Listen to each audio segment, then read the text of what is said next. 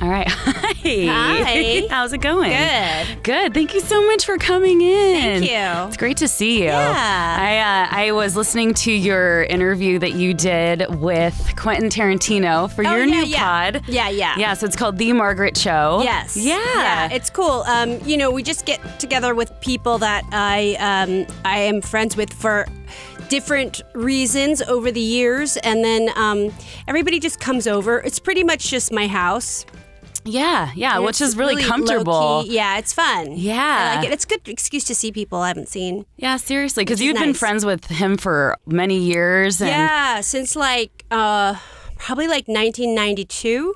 Wow. So it's pretty incredible, getting to see all the things that he's done. And, he's an amazing guy, an amazing filmmaker, and we have a good time. Yeah, so it's I nice. feel like his brain just moves a mile a minute. He is just so intelligent and just observant of so many things. And I, at my house, we drink the strongest coffee. It's literally I think the strongest coffee. I don't even know what it is, but it's some weird stuff I get off of Amazon that is got a warning label on it. Does it really? Yeah, so everybody when they come over, they're all jacked on it. It's really fun. Oh my gosh. I love it. That's so cool. So what was it that kind of made you want to start up this podcast, or was an opportunity just thrown your way? Well, I had been doing podcasts at the dawn of podcasting, which is 2012, and I did it for a year, and I ended up getting busy and doing other stuff, but I always thought I want to get back to it. So it was really fun to get together with Erios, which is a great women-run, women everything network, and they partnered with me to do this, and so it's just been really fun. I like the format. I really like to listen to them. Yeah. So, because there's so many different things, different types of podcasts, and I could get really into a lot of a true crime one, or even a music one. Yes. Depending on what I'm feeling or whatever. And I think it's just, I don't know, I like to listen to audiobooks and stuff, so it's kind of like that, but there's more of a more current, it's more like magazine as opposed to a book, but it's really cool. Yeah, definitely. And I love when I'm driving and I can just throw one on and then kind of get out of the car and then come back in and kind of come back to it. Yeah, which is I like really great. that. Yeah. So. And then I can if I listen to music podcasts, it will it'll help me listen to other kinds of music, and it'll break out of my mold of sometimes I get tired of the same interests and I want to expand my horizon. So a podcast can really help with that. Oh, for sure. Yeah. Just kind of give you, something that you hadn't thought about before, an idea, something to marinate on, or whether it's a new band that you hadn't heard of before or something like that. It's great. Yeah. I love that. So I know you were born and raised in San Francisco, which is a city that's near and dear to my heart. I lived in the Bay for about 8 years. Wow. My radio career started up there at Live 105 and everything. Amazing. Yeah. And so I love that city so much.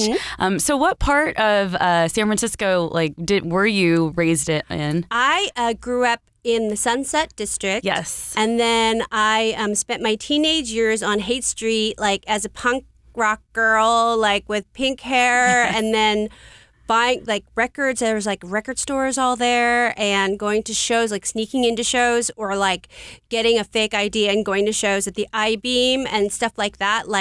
It's just crazy, all the things that I got to do there. And so I had a place in San Francisco actually until about 2016. I had this weird apartment that was not legally zoned, so it was super cheap. It was paying less than $1,000 a month. Oh my God. But it had no bathroom. So it was kind of there's a bathroom down the hall. Okay. But it was a shared bathroom and a shared kitchen. Yeah. But it was with 28 people who were all under the age of 25. Oh my gosh. So they liked to party and stay up really late, and I couldn't hang with it. It was too much. Yeah, that's a lot. It was a lot, but it was right by Japantown, which I love. So I would go to the Japantown, the baths, and sort of it was kind of they have their Japanese style hot spring bath thing there. Oh, wow. Nice. Okay. I didn't realize that. That was kind of my might sour. Yeah, that's so cool. But it's cool. It's a cool city. Yeah, I love it. Do you feel like growing up in San Francisco really kind of helped mold and just shape sort of your viewpoints on life? Yeah, I think it makes you really accepting of whatever happens. Like, San Francisco's so crazy. I was just there on Saturday, and somebody had put a toilet on the corner, like a porcelain toilet bowl, like with a seat on the corner of like Turk and Jones or Turk and Taylor, like Tenderloin. And then all these people were calling the cops, and then all these other people were like, why are you calling the police? That's like the best thing to happen to this corner for years. Like it was just this thing of like, people in San Francisco really roll with it. They like really laugh about stuff, and they really they come together in times of hardship. Although the city's really changed now, it's definitely not as crazy. Well, it's crazy in different ways. It's much more, there's a lot more money. There's a lot more tech money. There's a lot more young people with a lot of cash. Right, which is so expensive. crazy. I think that I was kind of on the tail end of kind of enjoying the city when it was a little bit, kind of rougher and more diverse and things like that. Because I guess I moved out of there around like 2012. Right. And, and like hanging out at Dolores Park and just seeing all kinds of different people. Whereas now my understanding is what you're talking about, where it's just, a lot more tech people, a lot more people with money and money and kind of entitlement, like trying to book Dolores Park for like some kind of events. For a volleyball game or like a kickball game or something. And it's like, you don't book the park. Like that's just a very new idea of like booking these public spaces because of a corporate event. And the whole city has become sort of like a place for corporate events, basically, which is fine. It's just a different timbre, a different feeling. Yep. So definitely, I still love the city, but it's certainly changed. Yeah, but it's still 100%. Cool. And so is your family still there as well? No. Okay. I have a lot of friends there. I kind of stopped going as much because my very best friend died in January of this year. So she and we were like crazy running all over the city like for 40 years. Oh my gosh. Really ruling the school from the Haight Street, like just like from Haight, Ashbury down to the Castro, down to the Lower Haight, like all of that whole thing. We were just like animals. And when you're kind of like ride or die actually dies, it's trippy. So it's kind of like every time I go back now, I feel very sad. And it's very hard, but it's like I know that she would want me to be there and have a good time.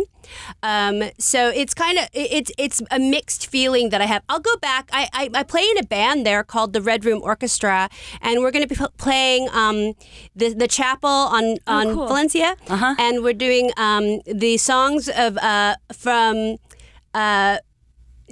P.T. Anderson movies. So we'll be doing some of the songs from Boogie Nights. Oh, wow. So that'll be good.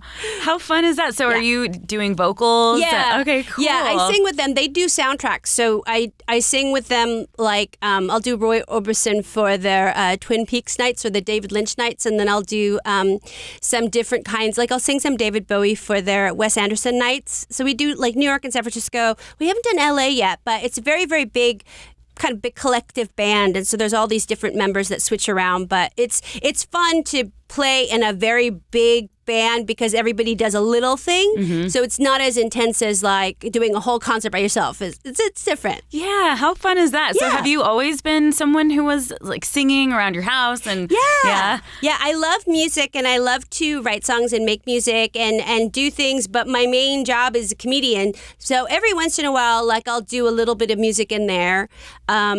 But, I've always had a lot of friends who are musicians, and I've always kind of been around because like musicians and comedians have the same kind of life schedule, so we understand each other a lot.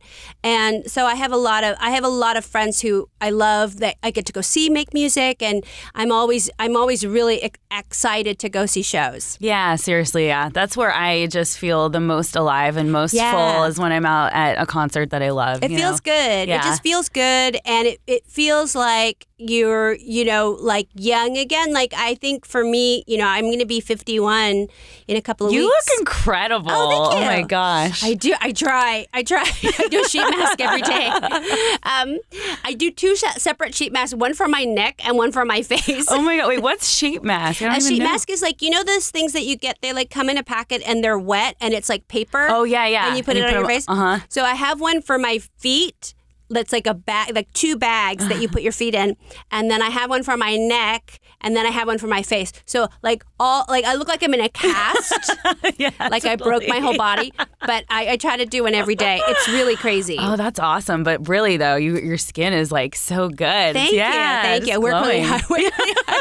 Totally. But you really have to, like, when you get on that cycle of like, okay, I'm going to be 50 and then I'm going to be 51. Like, what 50s is just a time to ramp up skincare, I think. Yeah, absolutely. So, well, yes. you're aging gracefully. Thank you. You're still very much in the mix. Yeah, thank you. And I know you've been doing your Fresh Off the Bloat tour.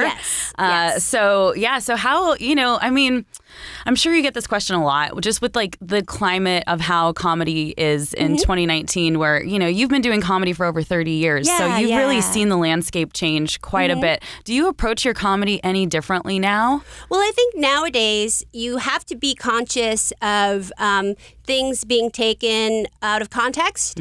Also, things that, people want to like kind of spread out there. There's a kind of culture of outrage around comedy where you kind of have to be careful. But at the same time, if comedians are challenged, that's what they love. So they want to talk about subjects they're not supposed to talk about. So then you're going to have like this surge of comedians who really want to get closer and closer to the fire. So that's kind of the way that comedy is right now, is comedians are really trying to challenge cancel culture and trying to like get as close to canceled as they can without being canceled. That's kind of like... Yeah, like just pushing the envelope. Yeah, it's like chicken. Yeah. They just want to play chicken, and it's like Footloose. You know? Yeah, It's I remember that scene. You can either like just run into the tractor or run away, but it's really that's what they want to do. And so it's a very male thing to want to challenge it. It's always guys that are doing it. It's like so far, like, women we're not that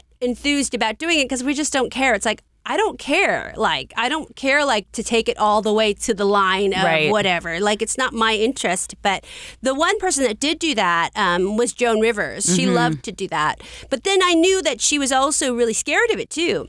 Only because when she started, it was so impossible for her to even cross that line as a woman.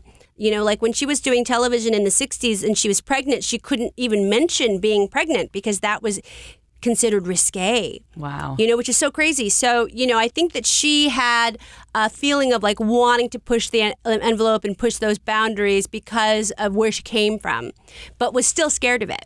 Yeah, well, 100%. I mean, because the crazy thing now is just that one, tweet from 12 years ago can get so much stuff taken away from you and things like that. Yes.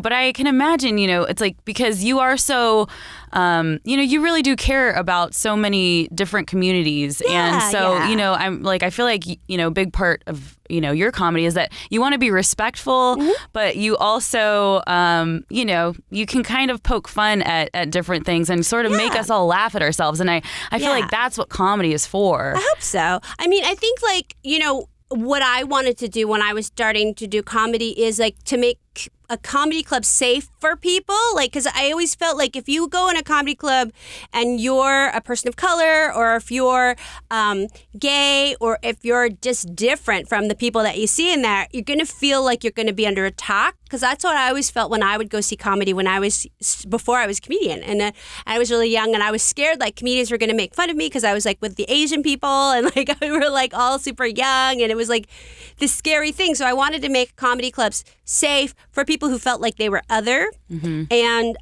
so I think that's most of like kind of outrage that comes now is people trying to protect the other and trying to call attention to homophobia and racism and sexism where it exists, and especially where it exists like online or things that people have said. So it's kind of, I can get behind cancel culture in a lot of ways because a lot of the time it's me who's like, I understand that outrage. I get it. So, and language is important because language is where we begin to understand how to be think about equality. Yeah. And really start to really acknowledge equality. Mm-hmm. Yeah, and it's kind of about, I guess, finding that balance between, being more forward thinking and using different language in this new world, but also, kind of, I get sort of sad at how truly sensitive everybody is nowadays, to where I'm like, I was kind of raised in a family where we poked a lot of fun at each other, and it was like a lot of sarcasm, and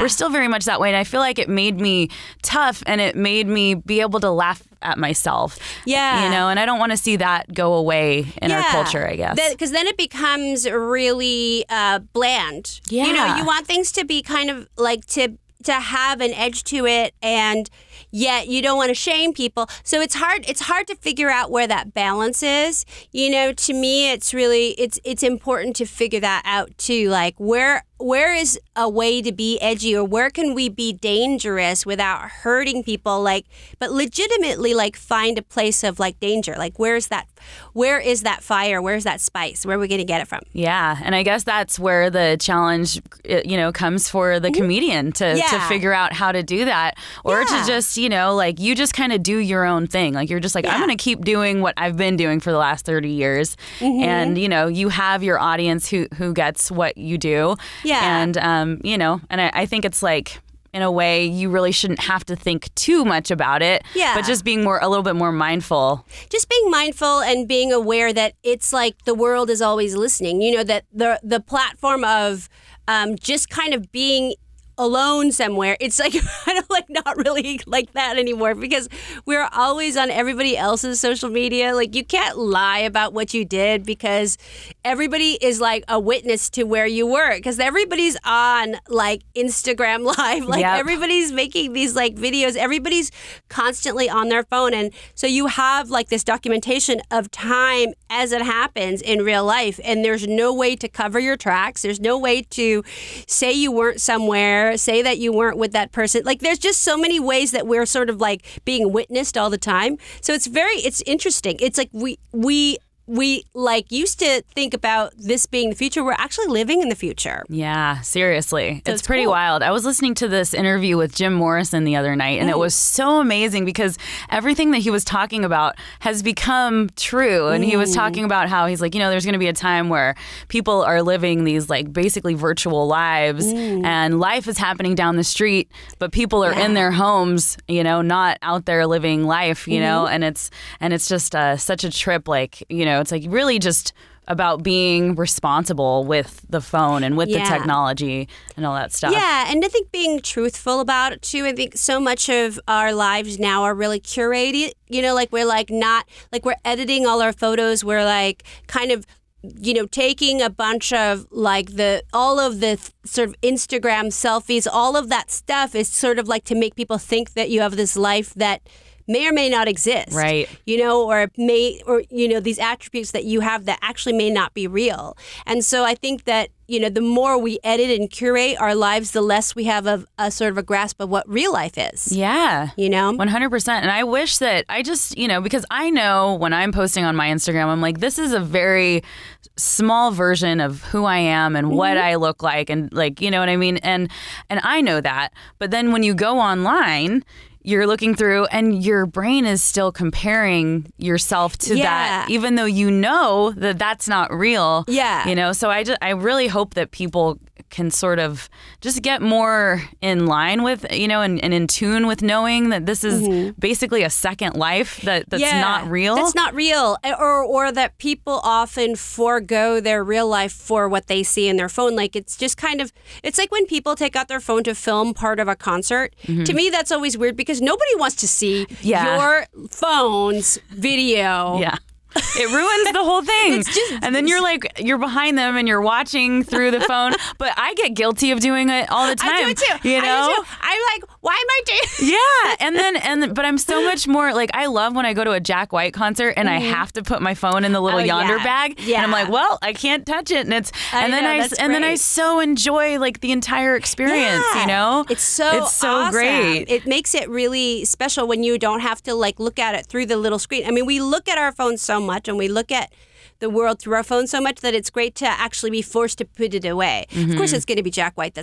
Jack White does it. Dave Chappelle does it too. Yes. I think there are a lot of comedians who do it. I think that's a really good thing. Yeah. Because it does definitely change like the perspective of like you can't escape from this entertainment. Yeah, seriously. Not that you would want to. I mean, it's like the greatest. I think Jack White is so great to see. Dave is so great to see. You know, they're like the true Jack White. Like I think he's like one of those like really true sort of like old school. He's almost like a time machine. He walked out of a time machine. 100%. Yeah. When I interviewed him many years ago, and I'll never forget. And I was first early in radio, and I was so young, and I remember going in his dressing room, and he looked like he had just walked out of a Tim Burton film. And I was just like, from his shoes to just like every little detail about him, I was just like, this guy is just not from here or now, you know? Yeah, just somebody that's in real time and that is not, I don't even know if he has a phone. I heard he doesn't. Quentin Tarantino doesn't have a phone either. Really? Oh my gosh. So weird. I love that. Yeah, they don't have phones. That's so cool. But they just don't. He just doesn't. I mean, Quentin just doesn't have one. Yeah, they don't have a need for it. No, they just don't, but he just doesn't want it. And he has a VCR. Yeah, totally. He's like, come over and we can watch movies on the VCR. Yeah. I'm like, old all right. school. It's great. I love that. Yeah. Yeah. So I do want to go back a little bit. And so I know that you started stand-up around the time that you were 15 years old. Yeah. So, I mean, how did that even occur to you? Like, this is something that I can actually do. And how did you approach writing jokes and going up for your first time, all that? Well, I had a teacher. I was taking a class in school. It was a theater class. And so our teacher signed us up for open mic nights at the comedy club. So it was kind of part of a school assignment. So it was a little bit like there was a safety in that because it was like, well, I'm not like really striking on my own doing this. And then my partner was Sam Rockwell. Oh my gosh. So wow. He and I had a little comedy duo and we were just kids.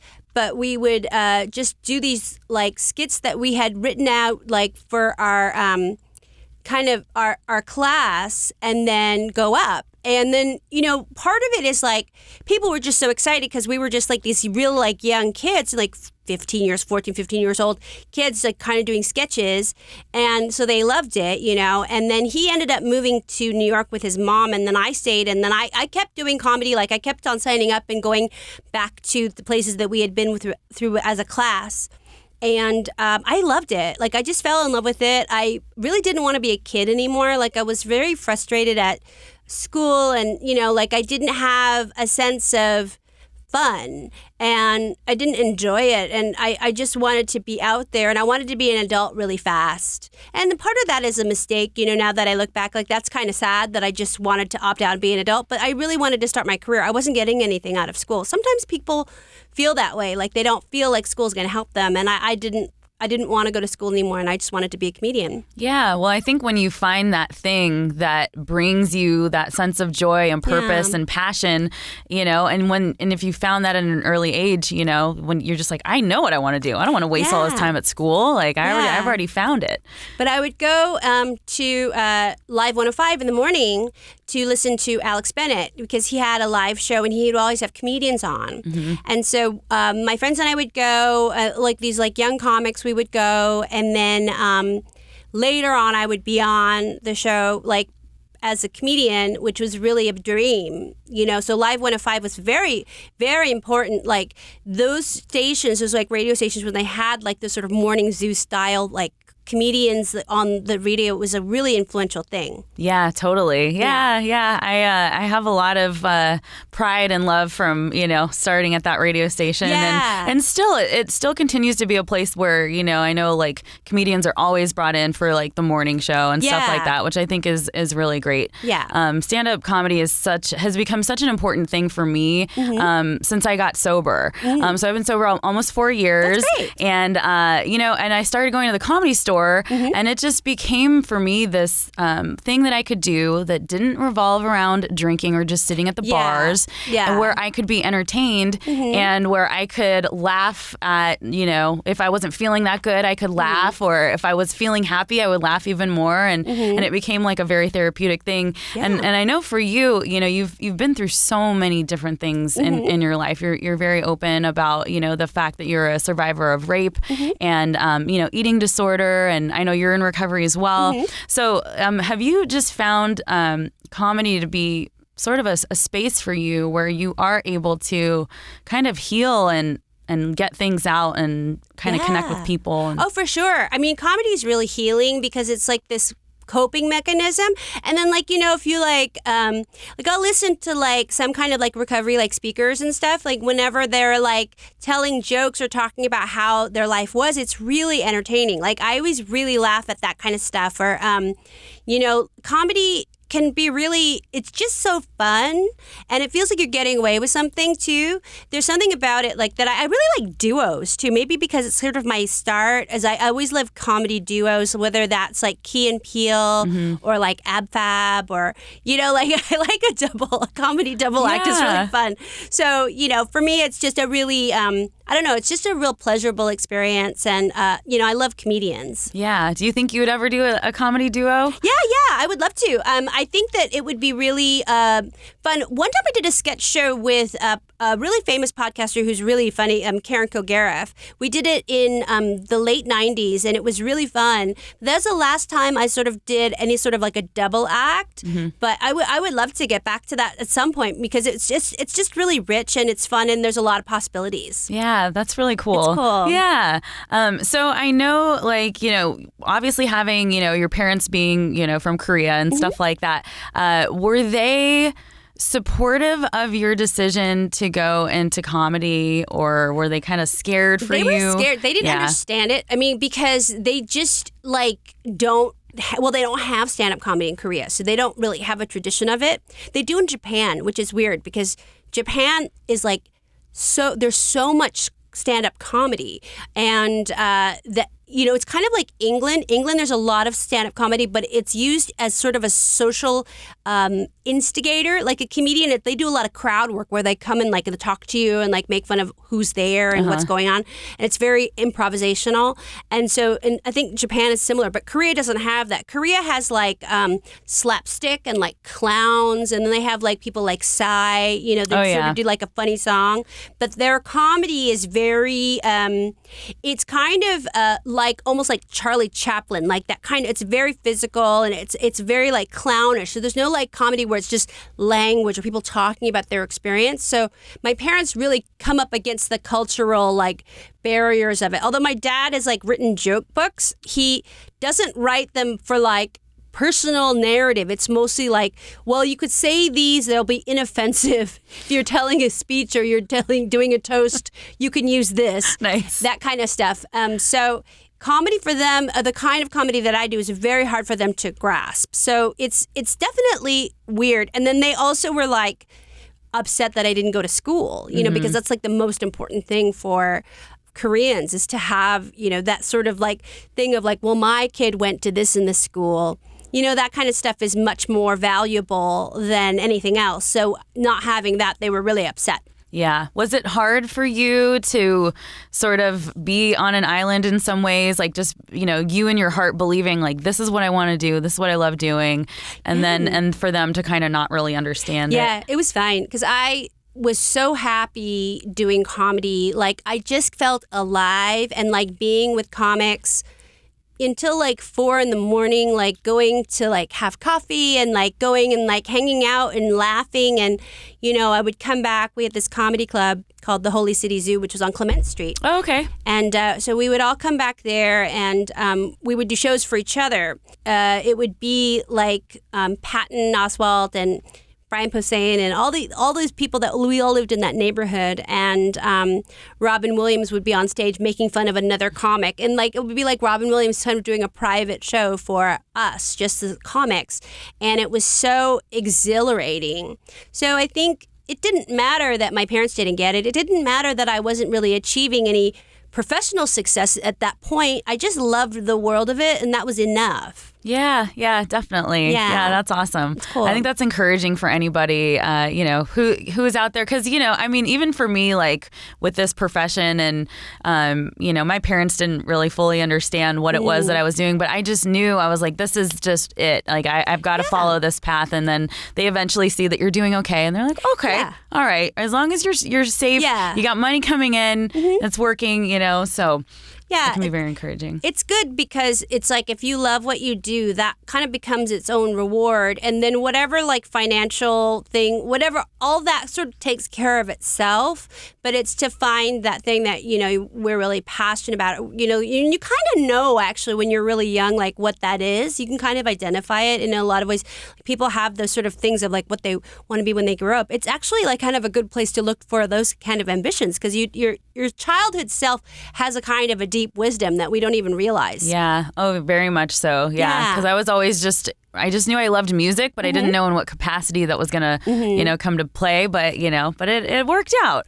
Yeah. I mean, so many people I know who are in media, whether it's like journalism, music journalism, in the radio or podcasting and this kind of stuff, like they just love rock. And they are like always at the rock shows. They want to go to the sound check. They want to like meet the bands. And it's not like a groupie thing. Yeah, exactly. Which is another kind of an avenue to go down to. But it's more like I just want to be close to the music because I want to feel the vibration. I want to see what they do. Like it's like such a love for all of the things that go along to being rock stars, but it's not, it's sort of not the Penny Lane experience, but it's with the Patrick Fugit. Yes. The kid who's, I guess, the Cameron Crowe character in Almost Famous. Yep. That's a journey too, which I think is really like, I look at that, I'm like, oh, I could totally be the rock journalist. Like I love like going to like the radio station with the band and they're like acting up and being crazy and you're just like there with your notepad and writing it all down. Exactly, yes. And I love all of that stuff, I like being sort of the friend to the bands and and just like seeing like how it is how they do what they do, it's just fascinating to me. And they really help like bring along the artists. Like somebody like Rodney Bingenheimer is really legendary because he would give bands this like arena to really grow or people to listen. And then, like I think about like New Wave, well, that really just came from Rodney. Wow. Rodney and the Rock and, just from his table at Cantor's. If you ever like see him at Cantor's, he's always with somebody like from Haircut 100. Yeah. Yep. Like David Bowie or like somebody, you go, oh, well, there's so much to the relationship between sort of the rock journalist, DJ, and rock star that, it's really important. Yeah. And the thing with Rodney, which is so amazing to me, is that he's not a DJ. When he talks, he's like, he's just little Rodney on the road, but his love and his passion and his taste just spoke volumes. And he, just created his own lane and his own avenue, and everybody just loves him. You know what I mean? So great. I mean, I wish that I was that age when I could have gone to English disco. I guess it would be like 76, 77, or before that, actually, 74, 73, when like Bowie was coming over and going with like meeting Iggy Pop there and that whole thing. But nowadays, like I look at Charlize Theron and I'm like, is she stealing Rodney Bingenheimer's hair? Like I was like, where did she get the idea for that haircut? I'm like, I haven't seen it since it was Rodney on the Rock. I think it's Rodney Bingenheimer's he's just going around inspiring Charlize, It's that bowl cut it's a mod bowl. It could have been a Beatles haircut. Right. Yeah. But it's on Charlize Theron and he's still rocking it, He's it's still pretty rocking amazing. that hair. Yeah. He kind of looks the same, sounds the same. Yeah. But yeah, he's great. He really does. Yeah, for sure. So I know you did a sitcom called All-American Girl way back in the day. And I know that had a profound impact on you just because it was like you were being told that you weren't Asian enough or you weren't this or you weren't, and to lose weight and da-da-da-da. So going through something like, as I would say, traumatic as that, where you're just following your dream and you're probably so excited about this new show, and then you have like all these different people telling you all these things. How did that affect you, and what did you learn from that whole experience? Well, I learned a lot. I mean, it was really hard because I was so young and I didn't really understand that I was the boss. Like, we're just so unaware of our own power, and that's really a problem, I think, for women and girls. Like, we just don't know how much power we have. And we're so willing to just kind of follow instead of lead. And we're just not ready to lead like we don't think we are, but we are. And so it was about really discovering that strength. But for me, it was really like I didn't realize that I had to look a certain way to be in show business because I was a comedian. So we weren't put up to those standards. I never thought that was like a thing, but I realized, oh, it actually is in television. And it was really disappointing. Like I was so angry. And yet at the same time trying to comply with it. So I was like weak from not eating and exhausted and completely unable to kind of deal with what was really at hand because I was so distracted by like body issues, which I think can get really intense. And so for me, it was really disappointing. But at the same time, like I learned a lot about TV and I learned a lot about the fact that we need to stand in our own power and take our own power because they're so willing to take it away from us. Yeah. It's hard. Oh, yeah. Gosh. I mean, I can only imagine. And how old were you at that time? I was 23 when I started the process of doing the show, and I just didn't understand. And then this was like the era of, it was crazy. Like 1994 was, if you think about like all that was going on, you had Kurt and Courtney, sort of like the king and queen of everything. Mm-hmm. It was like grunge was taking over and Kate Moss was on the runway and you saw all of like the icons kind of shift. You were looking at this kind of like that waif-like female beauty and the music, which was all sort of like all about grunge and rough and it was a very strange time to be a young girl because even though they were sort of like saying be rock and roll, be a riot girl, they were still making demands on the way that we should look. Mm-hmm. Like it was all kind of about CK1 and having visible pelvis. It wasn't enough to have a visible rib cage. You had to have a visible pelvis. God, it's like really Christ. hard.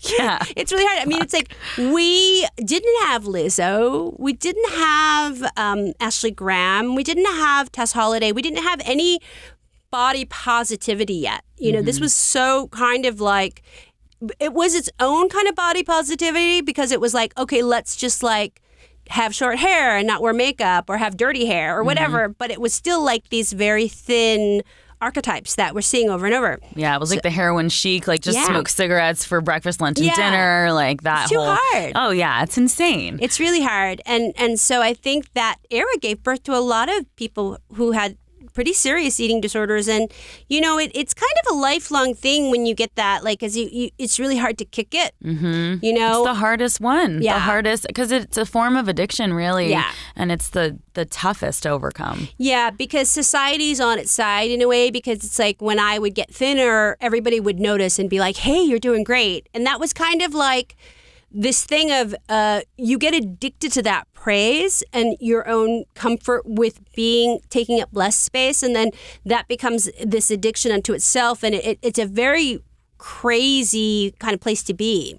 So that era was hard, I think, for a lot of people. Yeah. So when did you sort of come to terms with, okay, I've got a eating disorder and I got to do something about it, and what did you kind of do to try to overcome it? There's a couple of different things. Like I did some really crazy things. Like I was like raw vegan. Like I was so crazy. Or your persimmon diet? Yeah. I was on a persimmon diet where I was for 6 months. So, yeah, forever. Like it was so crazy. And this was like when I can't believe it. Yeah, you couldn't really. There's more resources now for people who are raw vegan, where it's actually kind of a legitimate way to eat now. But then, like in the 90s, it was crazy. You couldn't do it. Like it was so impossible. So I would just eat like fruit or like nuts or whatever. It wasn't good. Like it was making me sick, but it was definitely like the extremes of something. Like I had to just be extreme. Nowadays it's more like I do a lot of exercise because I find it helps me with depression. Mm-hmm. And then so if I'm more out in the sun and physically like really exerting myself, then I can be free of a lot of like kind of like mood disorders, as I've found. That's kind of the only thing that's helped, in terms of like really getting a handle on depression and really getting on top of it. Mm-hmm. So that sort of made a change in me physically, but with food, I just kind of just eat whatever and I don't really restrict it. And then I find that when I do that, then there's nothing that I can't have. And so I don't really, I don't think about it as much, because when I'm on a diet, I'm like only thinking about the things I can't have. Yep. And then you're more likely to binge or whatever, And then it's like this shame spiral of like, oh, what did I do? And then I have to go now and purge. And so there's just this very like, I'm not Catholic, but this is sort of my impression of what Catholics do. If like, that's sort of a very like self, kind of like a purging of, self-punishing kind of thing. Mm-hmm. So of those sins, but I can't get into it like that. Yeah, totally. So and like you were saying, it's kind of a lifelong thing. It's something. Mm-hmm. Do you feel like you're always sort of just having to be mindful of it and just keep an eye on it, just to make sure that you're not going back to those patterns? Or it's a journey of like, oh, I've gotten rid of my thin clothes, because I had like a bunch of clothes that were like so. There was like this one Vivienne Westwood skirt that I had that I just got rid of, but it was so small that nobody could wear. I mean, I don't even know why they made it, because it's like so small, but I like had it because I was like, I'm going to fit into this one time. Mm-hmm. And every couple of years I would try to get into it. Right?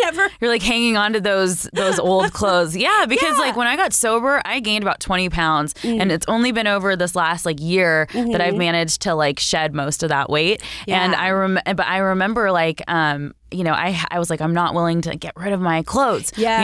And like you were saying, like every couple months or whatever, I would be like, can I fit into this? And just try. And then that's a whole other shame spiral too, when you're like, oh, I can't fit into this, and I fucking hate myself, and It's not worth it. It's just dumb, because it's like it's just a pair of pants, or it's just a skirt or whatever. And so like I will buy myself clothes at the size that I'm at. Mm-hmm. And like I that is a huge thing. I mean, people are like, that's so dumb. Like, why wouldn't you do that?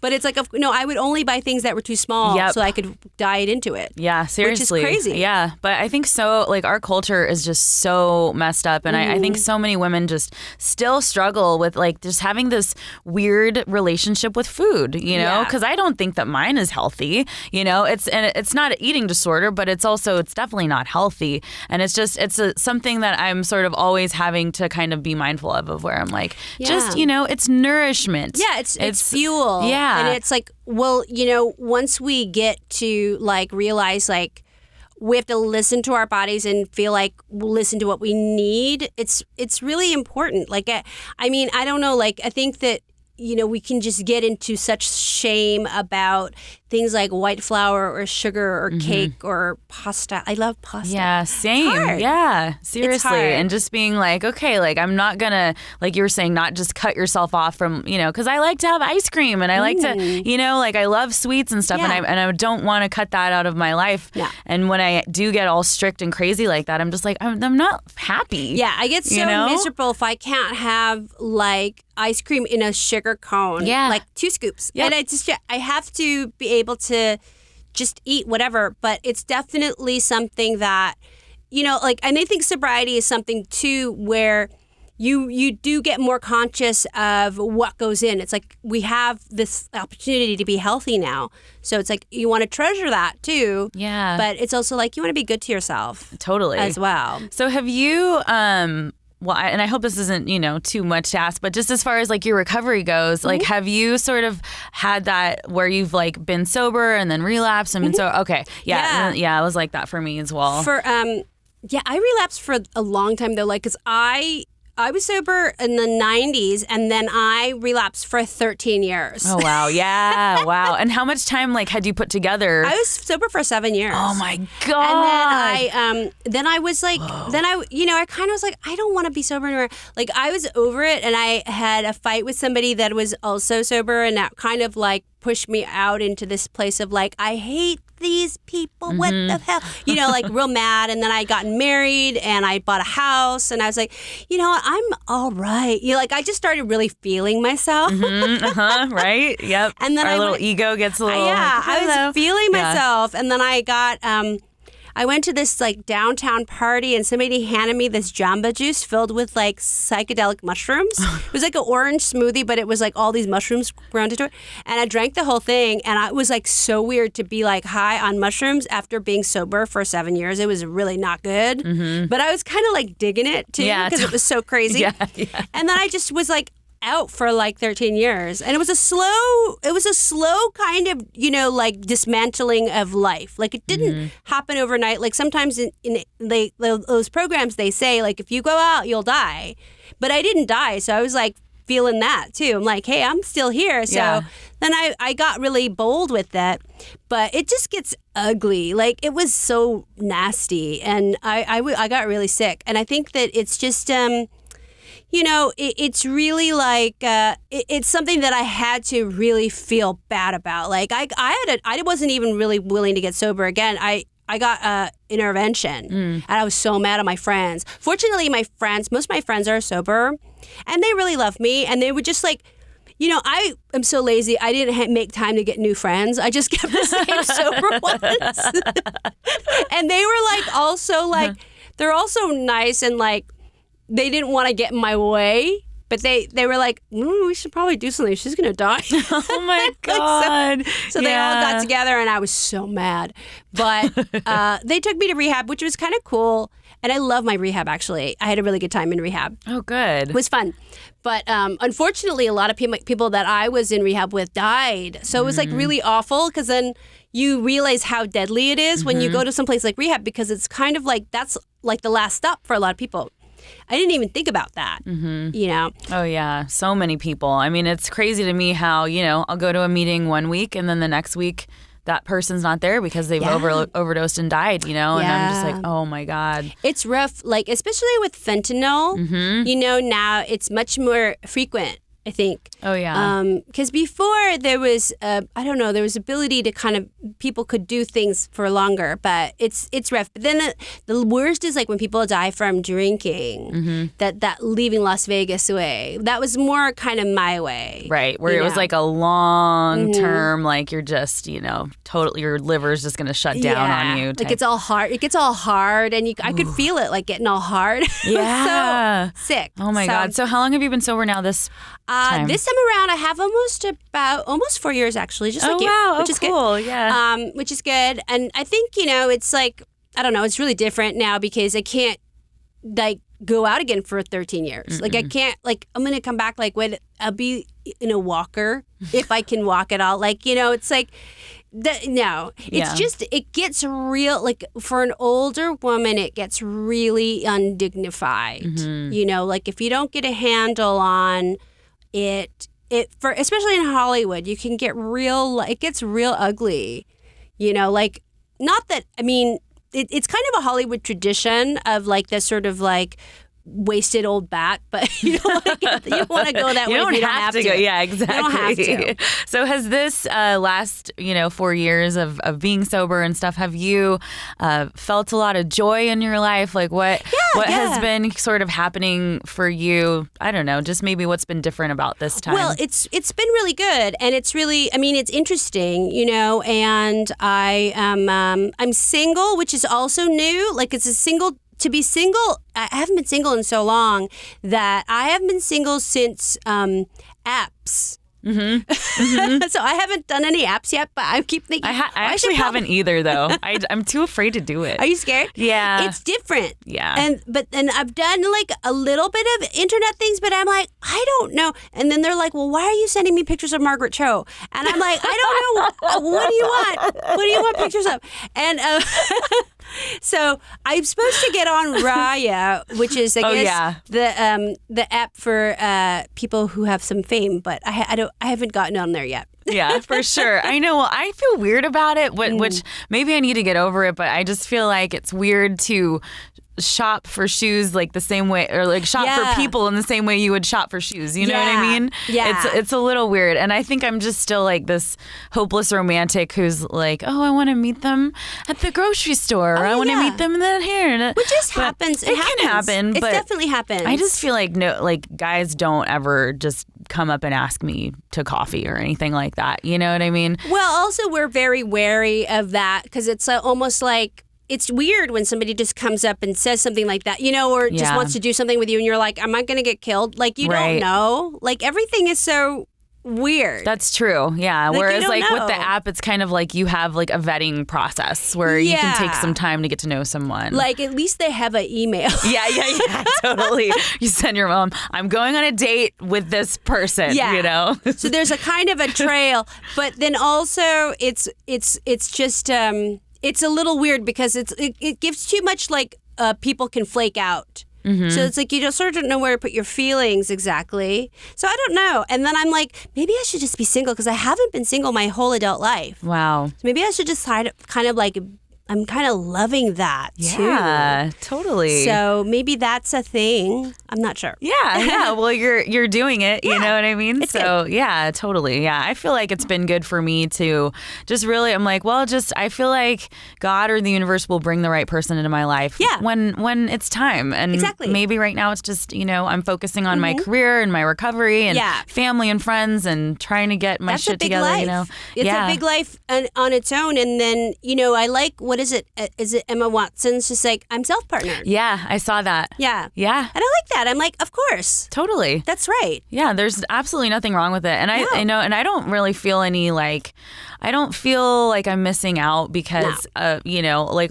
a lot of people that I know are married, have multiple kids now, like But I don't think that I want that life. I definitely don't want that life right now. No. I couldn't even imagine that right now. So no. Yeah, so I'm just kind of like doing my own thing and I'm happy. I mean, some people really love that and that's what they want. And I just, and now I look back and I'm like, oh, I'm glad I don't have to take care of anybody. I can't. Mm-hmm. I just don't want to. Yeah. And I'm glad that things have played out the way that they have. And so, it's just about just discovering more life and seeing what there is. Yeah, absolutely. Mm-hmm. So I do want to talk about your incredibly cute dog, Lucia. Lucia, she's been so good. She's so good. Mm-hmm. She was the reason why I was drawn to you because you were outside of my work and I just saw this cute ass dog and I was like obsessed with your dog and then I realized I was like, oh my God, it's you, Margaret Cho. Hi, So has she just been like kind of like a just therapeutic in a way that you weren't anticipating? Yes. Yeah. I mean, she's just the best. And, we have such a good time together and, she's just really cool. Like we just go everywhere and she's just in her bag hanging out. And, we get to go out and we exercise a lot and that really helps get me out and moving, so it's definitely good for my exercise. And it's great to have that sort of like when you feel like old to have a new life. She's not even 1 year old. She's only 11 months. So it's like this new life everything's new in the world. And she's really special. And there's so many dogs in Southern California who need homes. We have a big problem, especially with Chihuahuas, because there's a lot of them around in the shelters and they're a hard breed. So times, they can be barky and bitey, but that's only because they had people who didn't know how to take care of them. Mm-hmm. So when you are good at taking care of them, they really are the best playmate and the best pet. And they don't require a lot of space or food. They're just really, really there for you. And so she's the best. Yeah, totally. And you can take her with you like on the road and all that stuff. Yeah. She's and wonderful. It's so true because I just got a dog over this past year. My aunt and uncle needed to rehome their dog Juno. And so I took her and she's been a game changer for me. Just like what you were saying, just getting me out in the mornings, like walking around. And I noticed after that walk, my headspace is in it's completely changed. Yeah. Because I'll wake up and I'm like anxious and and then I go out and I walk and then I'm like, oh, I actually feel like okay, like I can handle my day today. It's great because it's like they remind us to be in the moment too, because they're so excited about just being alive and being in the sun and being out, and there's so many smells and they're just right there with it and they're not thinking about what's coming and they're not thinking about what happened. They're there and that's what it reminds me of. Yeah, seriously. Yeah, it's been such a great thing for me. Yeah, for sure. So good. So would you? I mean, I hope that this isn't a cliche question, but part of my podcast is kind of like showing people just like the little like steps to how you get to where you are. And like, would you have any advice for anybody who, is trying to do comedy or trying to break into acting or anything like that? Just Well, what I found is that it can take it can happen overnight. It can take 50 years. It could take longer, but just don't give up. Because if you don't give up, it will happen. It doesn't happen the way you think it's going to happen, but it will happen. The thing is that everybody who sticks with it is rewarded with a big career. But the problem is people bail out. Like they get disappointed and they get disillusioned and they think, I can't do this. It's not going to happen. But it will. It will. But you have to stick with it. And there's people I've seen who are huge stars, but I watched them. It took 40 years. It took 50 years. Like it's a trip. Like as I age into this business, I see the people who stay with it and stay focused and keep their dreams alive. Their dreams come true, but you got to keep them alive. That's your side of it, you know. And if you keep them alive, they will blow your mind. They will actually they'll come true in ways that you cannot believe, but it's about keeping them alive. Yeah. And I think part of the